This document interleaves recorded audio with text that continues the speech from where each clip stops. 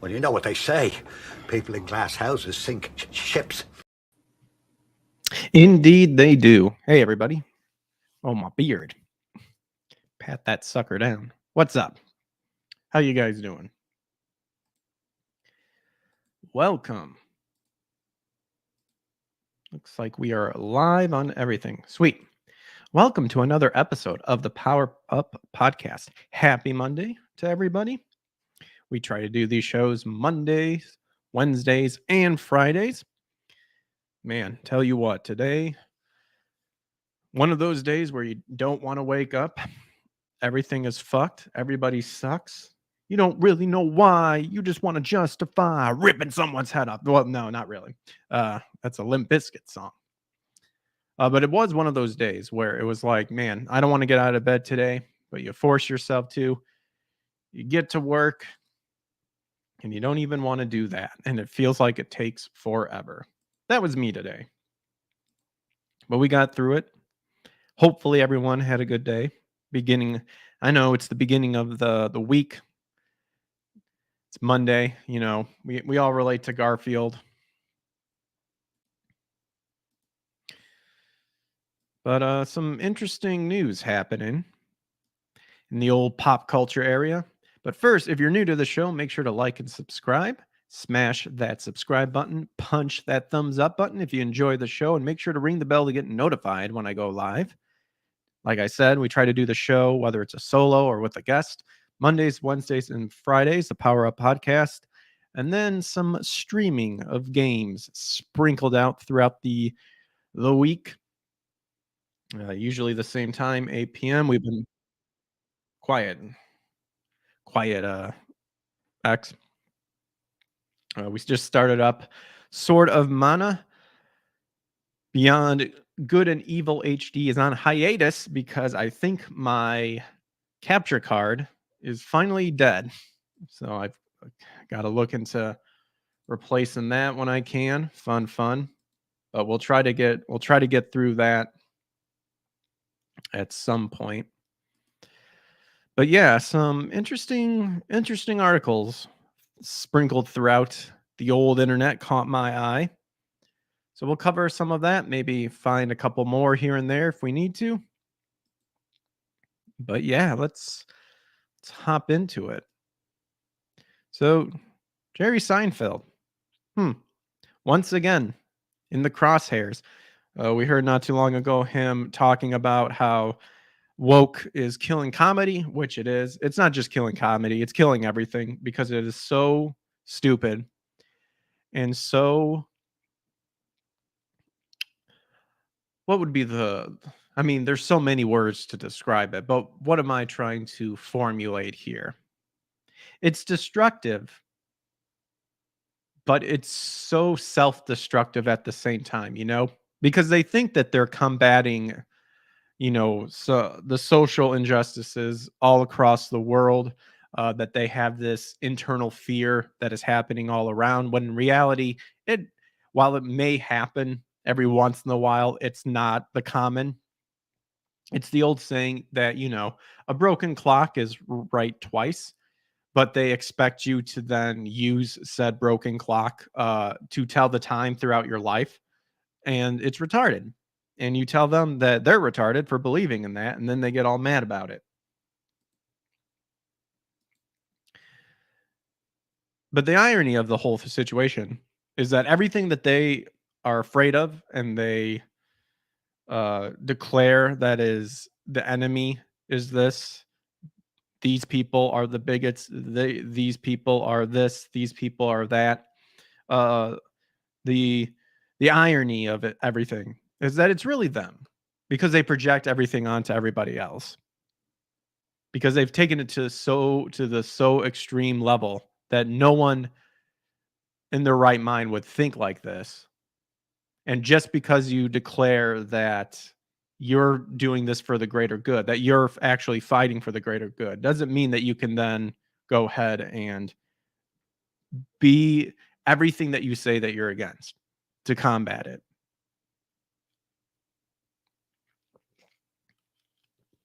That means, with comedy, like Jerry Seinfeld. So said wokeism's killing comedy, got backlash for it.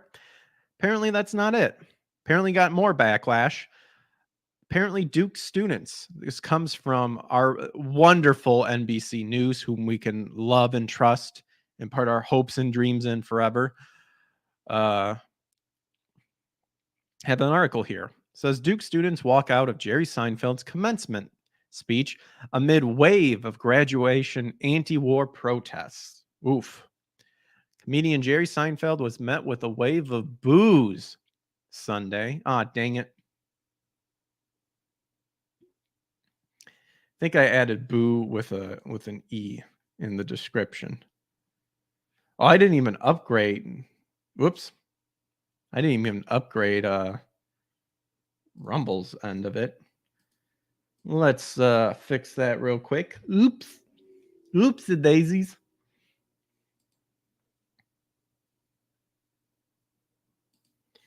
We'll just get rid of that E.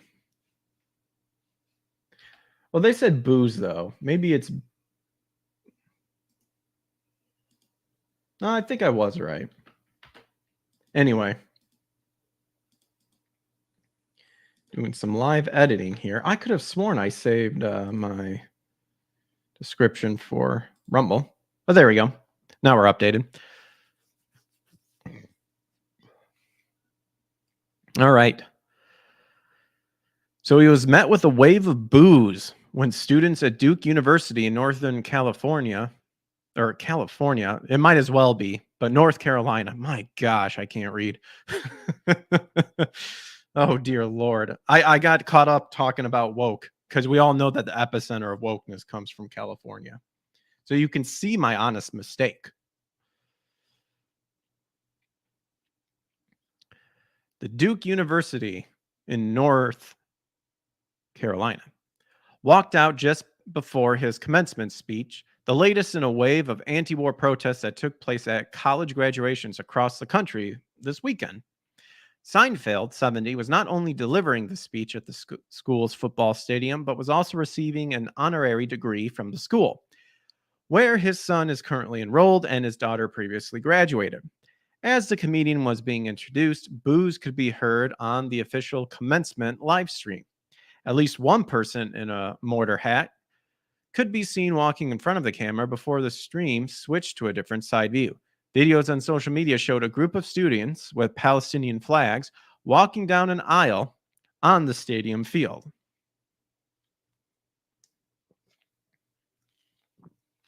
You know, when I was in college, whenever like a protest or a gathering happened, you actually had to like file that you're going to be doing it. I don't think you could just do it. But then again, this was back in like 2006 to 2010 when I was in college. So things were probably different back then.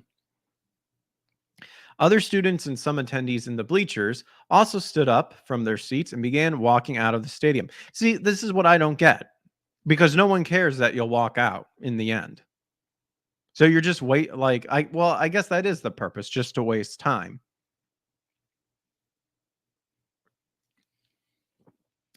It's unclear whether the booing was intended for Seinfeld or the student protest, or potentially both, but chants of Jerry were heard shortly after. Seinfeld was later able to deliver his speech uninterrupted.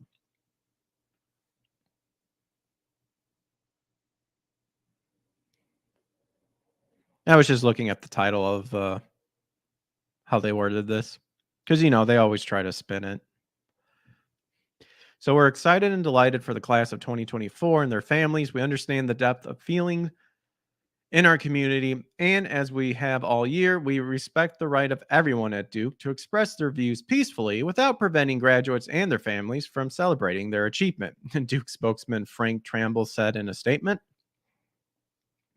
Seinfeld, who is Jewish, has been vocally supportive of Israel and visited the country following the October 7th attack on Israel that sparked the ongoing war between Israel and Hamas. More than 1,200 people, including civilians and soldiers, were killed in the Hamas-led attack on October 7th, and more than 35,000 people have been killed in Gaza in Israel's subsequent counteroffense in the Palestinian enclave.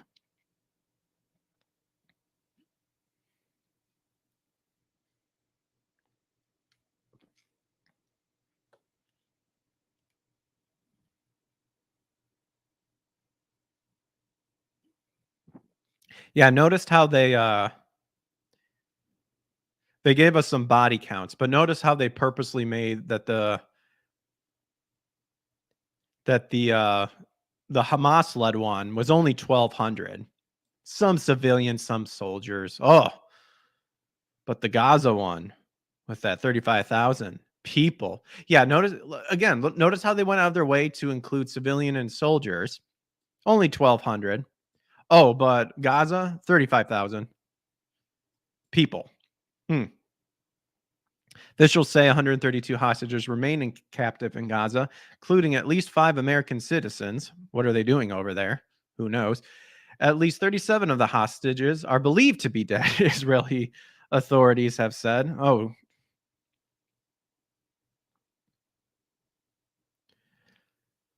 that sucks. I chuckled at it, but it's just at the fact of the official says 132 hostages remain in Gaza, including at least 5 American citizens. At least 37 of the hostages believed to be dead. I mean, at least 37 are believed. Like, how did they come up with 37? I chuckle at that because it's just like an odd number. 37. Oh, okay. Like, how did you come with that? Of course, the article doesn't explain it. Immersion College in Boston also saw protests at its Sunday commencement. Some students ditched their graduation gowns, leaving them on stage after they collected diplomas. Oh, why after you collected it? Why didn't you just do it right then and there? Why'd you even show up then? Refuse. While others emblazoned their graduation cap with Free Palestine. One student shouted Free Palestine while accepting a diploma, and another crossed the stage with their hands raised, Free Palestine written across their palms.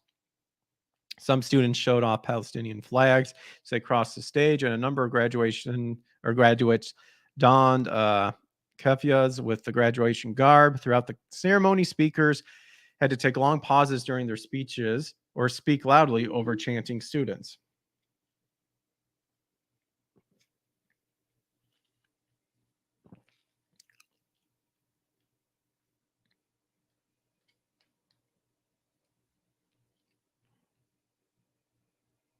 Why don't we just find like where these students gather and then just interrupt them, whatever they're doing?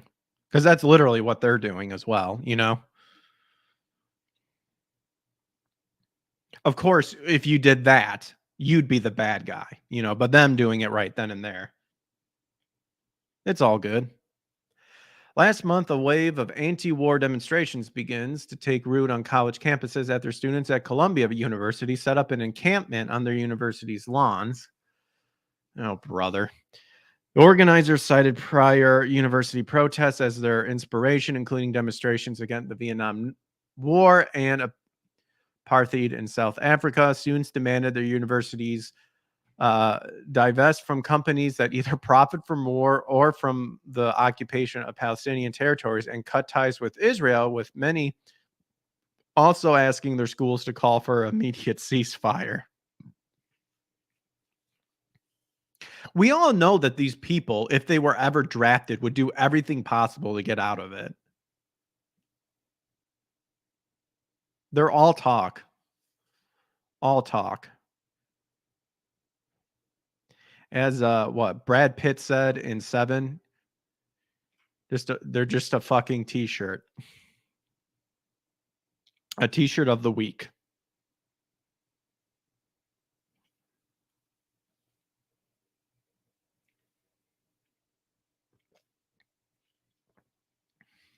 Crackdown by Columbia's university administration the first week of the protests. Okay, this isn't exact like okay, I get it. Yeah, there's a bunch of protests. What about Jerry Seinfeld? Is like there anything else with this? See, now there I should have okay, this is where the bullshit of NBC comes into play. Cuz they make it about Jerry Seinfeld, talked a little bit, and then look at this.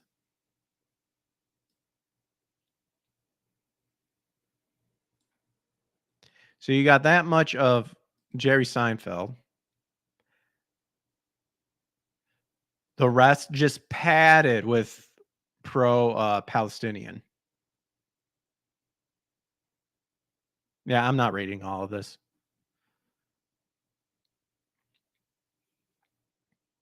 But there you go. Yeah. So they literally just made this article using Jerry, who was of controversy not too long ago, recently, and then padded all this with pro-Palestinian stuff. Yeah. I mean, if you want like a scriptural take of everything, Israel is going to be the center of attention until the entire world fights like goes against it. When that happens, that's it. Let's see. I I'm studying it, but I'm not super adept into it. But when that happens, Armageddon's pretty much going to happen. Pretty much the Lord is going to be coming back at that point. Now, of course, you'll have some people who think they've unlocked the Bible and all of its knowledge and everything. Uh, saying that Israel, like, do you think that Israel, like this Israel is the Israel that and stuff like that? Because of course they've unlocked the key. But usually when you see people like that talking, they type like a bunch of weird, like they type like a madman. It's really interesting if you're like, that seems to, and of course that seems to be the thing anytime when you talk about Christianity and stuff like that in scripture. You get the weirdos who somehow can't type, but they're just spouting off all this random nonsense. But there you go. Jerry Seinfeld supposedly possibly got booed at, according to NBC, because of pro-Palestine whatever.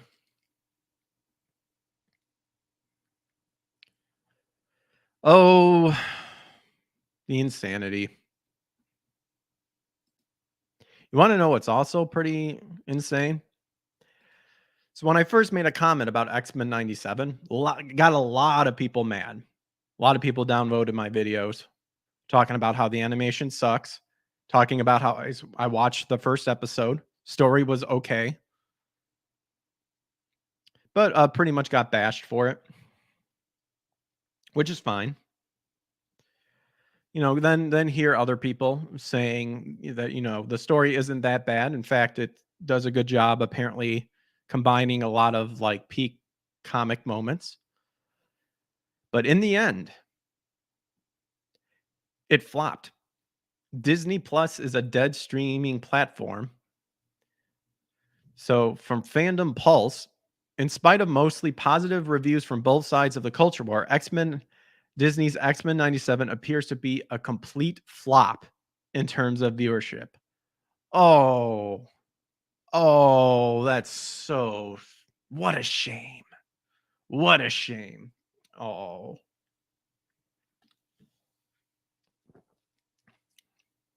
For weeks now, the show hasn't managed to break into the Nelson's top 10 rankings, making it the worst performing Marvel show on Disney Plus. Ouch. Ouch. I wonder why that is. Because according to this and from other people I've heard, the story's supposed to be amazing. And yet it failed. Hmm.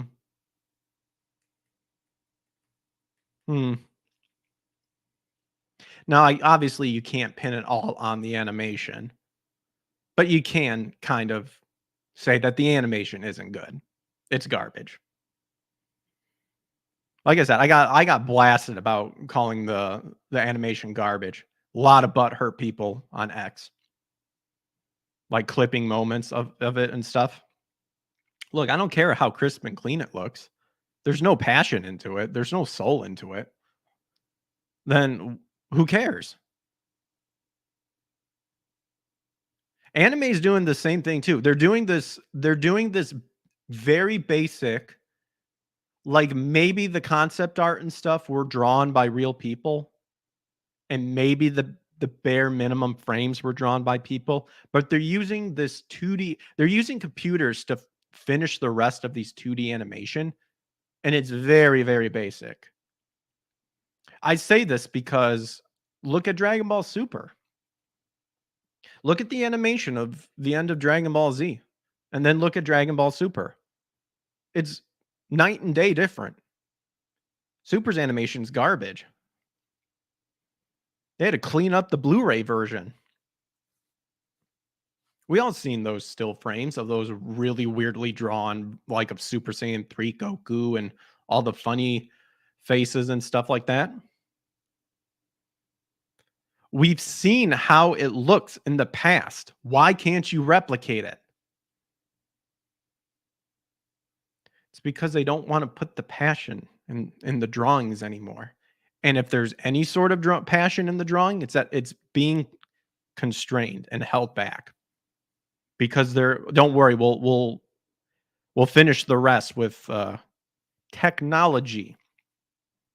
I will gladly take hand drawn like old school 90s, early 2000s OVA drawings, like from anime or cartoons, over the stuff that we're getting now. Because they're trying to cut corners in order to pump stuff out as quick as possible. And it's starting to show. It's really starting to show.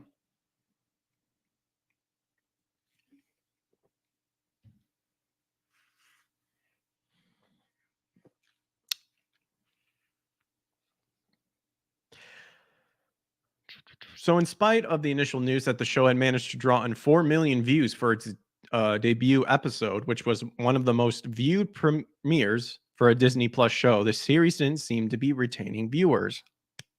Uh-oh. Worse yet, the show doesn't seem to have brought in new subscribers or given any reason for old subscribers to renew. Though the show does appear to be a faithful adaptation, debatable, but I don't know. I've only seen one episode. It appears that that's not enough to stop Disney's Plus decline. There are reasons why the show may have had a much more chaotic start than was ever necessary. So there you go, March 18th to March 24. Oof. Bluey coming in. Heard Bluey's actually really good. Oh gosh, Halo barely coming in. Roadhouse, I heard, was actually really good. Just destroying it. With the Nelsons and Samba ratings release, X-Men 97 doesn't appear on the charts. This makes history for Disney's Plus as the series is performing worse than Miss Marvel and What If, which both at least hit the top 10 of streaming for the Disney Plus services or service. Early on, a lot of the marketing became tainted with potential fans when the character of Morph was declared to be non-binary, which he is not. He's a man. This change made little sense, given the character showed no signs of this, and the terminology did not exist back in the 90s. That's the big thing. All of this bullshit did not exist back in the 90s. Oh, you'll have the people saying, well, X-Men was always about portraying this. Yes, but not this made up gender bullshit. That didn't exist. And again, I called it out on the one video I made. These people did not have this terminology in their minds back in the day. They might have been liberal thinking, but not this stuff, man. Not this stuff.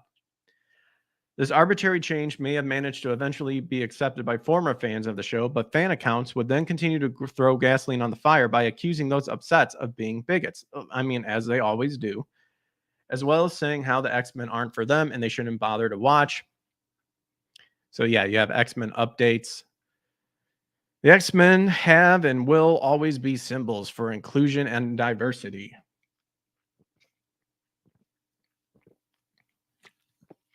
If you're a bigot and have a problem with that, you're not an X-Men fan and you don't understand the slightest things about them. I mean, that's very bigoted of you. Like the projection of this weirdo. Even with the positive reviews that came in after the debut in March, the brand appeared to already be tainted. For some, it was best to just not watch since they were being told not to, and others just lost interest in another cultural battle over the cartoon. I didn't keep up with it because that animation, I mean, it would pull me out every time. Like every couple seconds when you it was like, oh my gosh, it's like a buffering. It's almost like a weird buffer thing inside of the animation where it's like, okay, now it's starting to smooth out and then, stutter. So weird. And while the initial primary or premiere was viewed by subscribers of Disney Plus and was popular for the platform, it seems to not be able to retain all of those initial viewers who seem to have lost interest in keeping up with the show weekly. Meanwhile, more diehard fans of the comics, who would be the target audience for the show that's directly adapting storylines, have already given plenty of reason to not give Disney another cent. Though it's impossible to say just how much this has impacted the potential viewers of the show. Instead, the true failure is that Disney Plus as a platform is simply not worth the money and cost. Very true. While cost of $8 per month with ads, really? Wow. It's hardly that much in the budget. The actual content received is much too minimum when compared to what is offered on Netflix and Hulu. Even if the potential customers who were chased away by abysmal marketing came back, the actual expense for the account just wouldn't make sense. Disney Plus simply does not have enough content to keep up an active subscriber base, and with them pulling back on original content, there will be even less reason to have a Disney Plus account. X-Men 97 should have been a far bigger premiere for the platform. For it to be truly successful, they needed to bring in new and returning customers. Unfortunately, it did not. On top of that, its viewership appears to have dwindled significantly.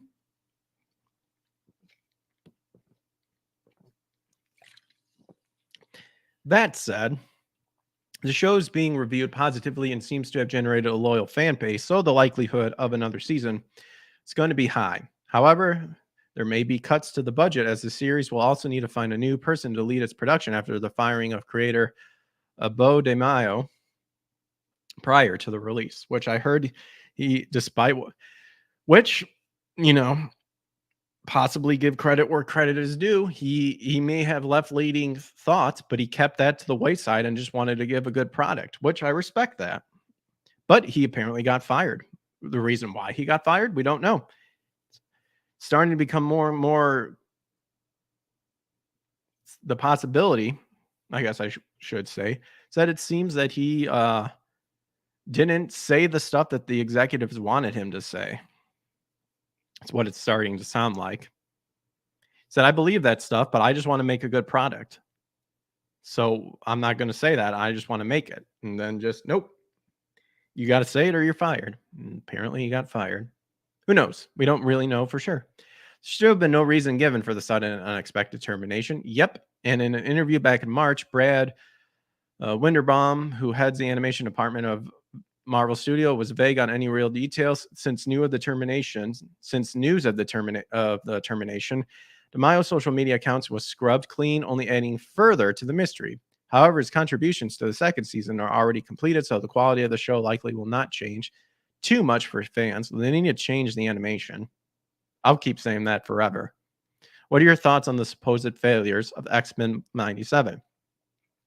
My thought is that if you could literally just keep the passion and the art style of the original show, don't rely on basic 2D animation software, actually have passion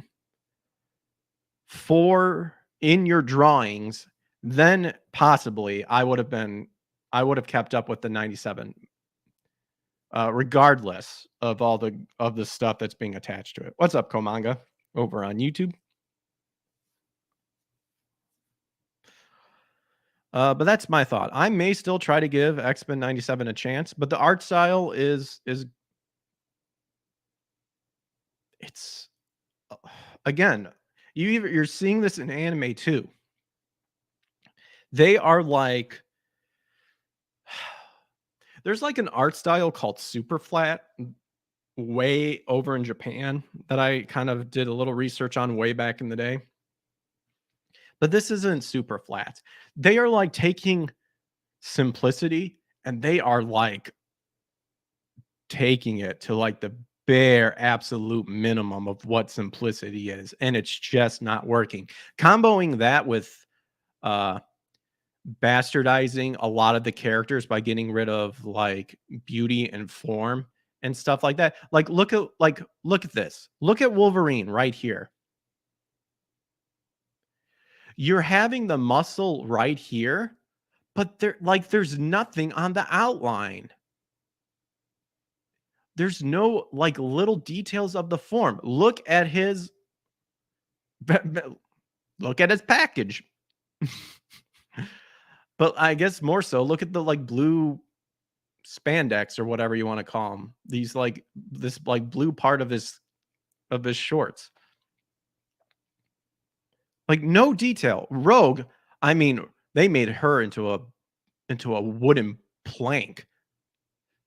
Like that's bullshit.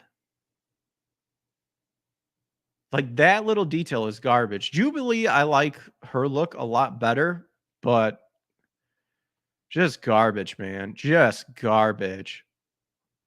Look at that. They are trying to sell you in. And it's like we will give you the bare minimum. And I don't like it. Just imagine that passion put back in. That's why you're seeing all these comments of like 90s anime and 90s cartoons and early 2000 cartoons. They're like, what made them so good? Part of the reason is the artwork. Part of the reason is that they actually had passion when they were drawing this. And it wasn't just relying on Toon Boom or software to fill in the gaps. Komanga being a soy boy, says Komanga. Or Square being a soy boy. Whoops, sorry. My dyslexia kicked in there. I don't think Komanga is a soy boy. Square might be. No, I think more so Sony is. I think Square's had enough of Sony's bullshit. Honestly.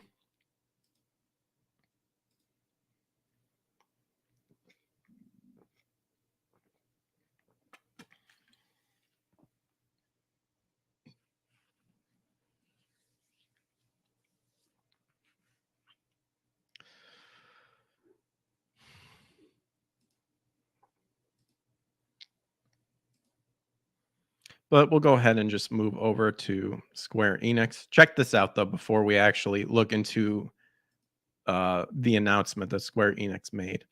But this was actually just released not too long ago. Square Enix confirms US Europe layoffs as part of restructuring. Uh-oh. The original show was Jim Lee's drawings as inspiration. Yep. But even then,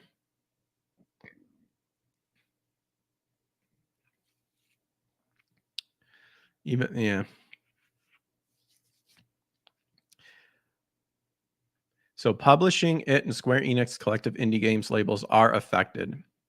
So this is from Video Game Chronicle. Square Enix is set to make an unconfirmed number of layoffs as part of ongoing company restructuring, it told staff in an internal meeting on Monday. VGC understands. According to people who are in attendance, Square Enix producer or president Takashi Kiryu said that both Kiryu said that both the company's American and European arms would be hit with layoffs, which will happen over the course of the next month. The scale of the layoffs weren't shared, but staff were told that people working in publishing, IT, and Square Enix collective indie games division will be predominantly affected. Those impacted will be informed this week, staff were told. In the UK, employees will enter into a 1-month consultancy period as per local employment law, while US-based staff could leave their roles before June. Oh, man, if only that was Sony. But if any of that stuff is like in California, yeah, get rid of them.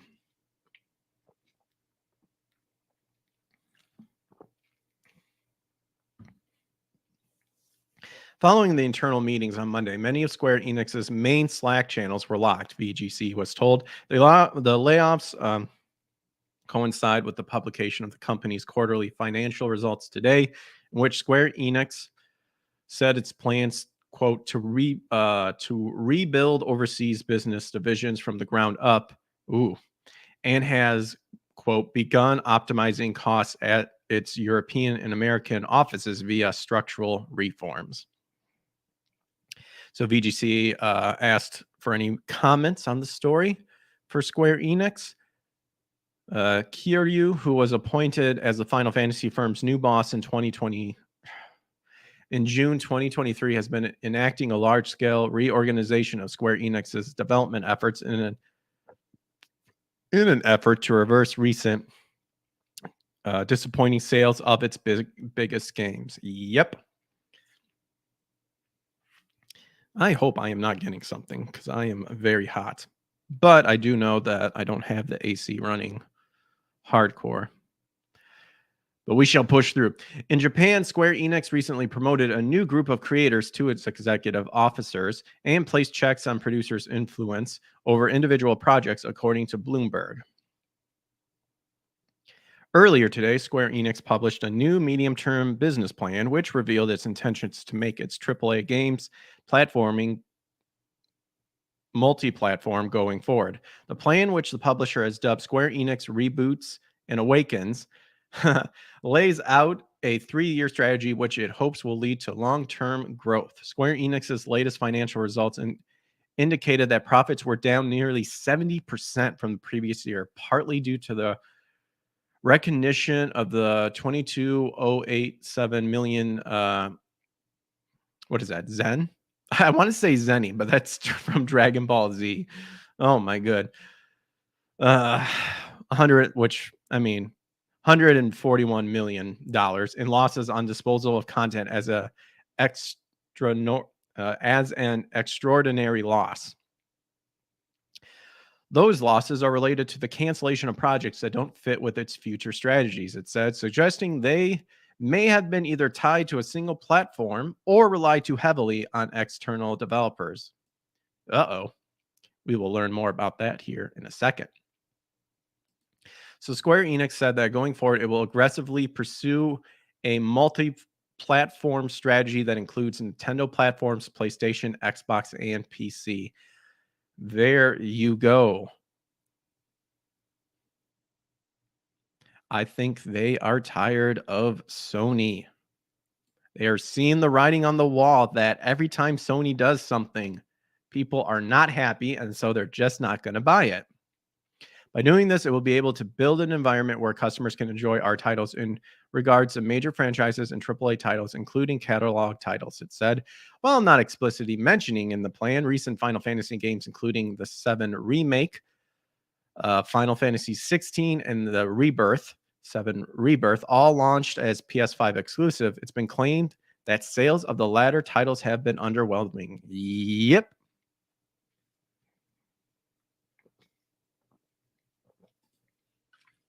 To be fair, Square has made some mishaps that has landed them right where they are right now. Oh, I agree too.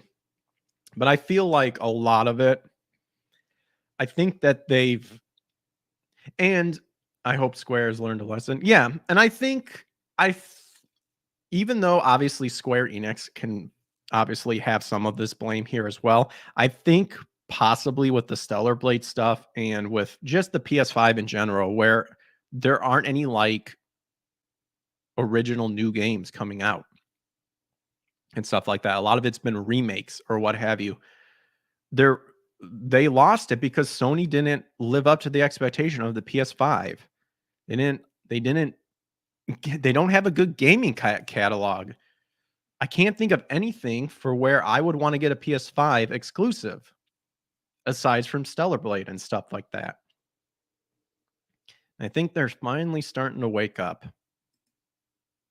Which I hope so too, because Sony, with all their bullshit that they've been pulling with like Helldivers and Stellar Blade and stuff like that, yeah, hope this is a major wake-up call, especially if Square Enix is going to be like, yeah, we're starting to get tired of this. We need to branch out because you're not really providing for us. So Square Enix announces a new plan to aggressively pursue a multi-platform strategy. So Square Enix has announced a new business plan. This comes from Niche Gamer. Rebirth should have been on PC day one. Yeah. Hopefully a lot of companies are starting to realize that, yeah, we should probably start having PC day one stuff too and not wait forever for a port to happen. Because that's where a lot of people are starting to get digital stuff and like, well, the companies may not like it, but modding and fixing stuff that the companies refuse to and uncensoring stuff. That's what people want. So again, Square Enix has announced a new business plan that will see the company shift away from console exclusives like Final Fantasy VII Remake and Final Fantasy Oh gosh. What is that? What, dude? Come on, Roman numerals. You're killing me here. Killing me, Smalls. What is that? 11? 5, 6, 7, 8, 9, or 10. I think that's 10. Dang it. The new strategy will see the company aggressively pursue a multi-platform strategy that will see its games release across all modern platforms. That includes PC, Xbox, Nintendo, and PlayStation. It's a massive shift in the company's policy, which frequently saw games release exclusively, sometimes seemingly permanently, only on certain consoles like the PS5 or the Switch. So here's a relevant bit from their new plan. Diversify earnings opportunities by strengthening customer contact points. Foolish buffoonery, said 16 Brock. God damn it.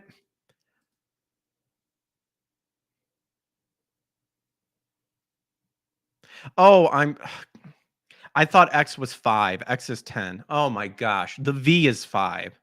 I am dumb. Dude, I hate that. Yes, X is 10, V is 5, 1 1 is 1. Oh my goodness gracious.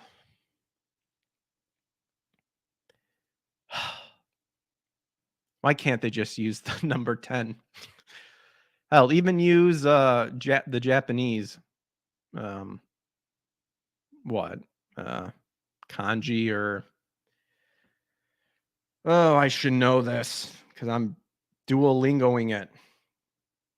Hiragana, katakana, and kanji. Anyway, so ignoring my poor abilities of reading Roman numeral numbers, shift to a multi-platform strategy. For HD titles, the group will aggressively pursue a multi-platform strategy that includes Nintendo platforms, PlayStation, Xbox, and PCs, especially in regards to major franchises and AAA titles, including catalog titles. It will build an environment where more customers can enjoy our titles. In addition, geez, how many times did they say titles in there? Titles, titles, titles. In addition, we'll also devise a platform strategy for SD titles that include not only iOS and Android, but also the possibility of PC launches. PC launches. Furthermore, the group will strive to maximize the acquisition of new users when launching a title and that of recurring users after starting management of game operations. Building continuous customer contact points of our titles by stepping up digital sales. Group will strengthen user flow of digital sales for new titles at the time of launch regarding the initiatives of promotion.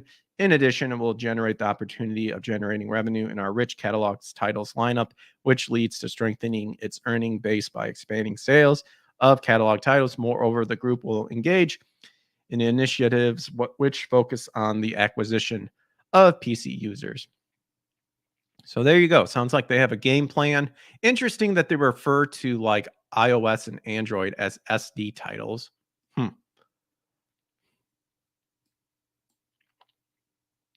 Because, I mean, your phone can handle like HD stuff, but very interesting.